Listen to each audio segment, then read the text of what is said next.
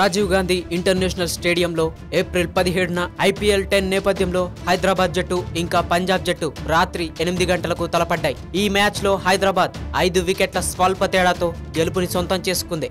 మొదట బ్యాటింగ్ చేసిన హైదరాబాద్ జట్టు 6 వికెట్లు కోల్పోయి 159 పరుగులు సాధించింది.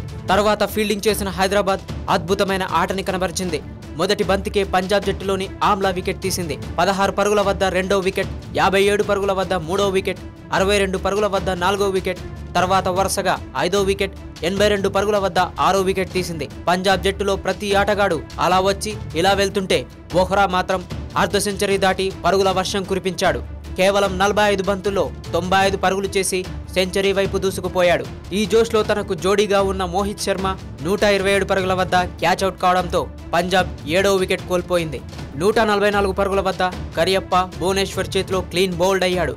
వెంటనే ఒంటరి పోరాటంలో నిలబడి సెంచరీ చేస్తాడనుకున్న పంజాబ్ టీంలోని వోహ్రా కూడా తన 95 పరుగులు కూడా వృధా చేసుకుని LBWగా అవుట్ అయిన నేపథ్యంలో 9వ అతి విలువైన వికెట్ను కోల్పోయింది పంజాబ్. వోహ్రా 95 పరుగులు వృధా అవ్వగా మొత్తంగా భువనేశ్వర్ 5 వికెట్లు తన ఖాతాలో వేసుకుంటే పంజాబ్ ఆలౌట్ అయి ఓటమిని చవిచూసింది. హైదరాబాద్ టీంలోని వార్నర్ మొదటి నుంచి చివరి వరకు ఆడి 70 పరుగులు సాధించాడు. ఇక బౌలింగ్ తరపున భువనేశ్వర్ తన వంతు సాయం చేశాడు. చివరి వరకు ఉత్కంఠగా సాగిన ఈ మ్యాచ్లో 5 పరుగుల స్వల్ప తేడాతో పంజాబ్ పై హైదరాబాద్ విజయం సాధించింది. ఈ మ్యాచ్లో man of the match award భువనేశ్వర్కే దక్కింది.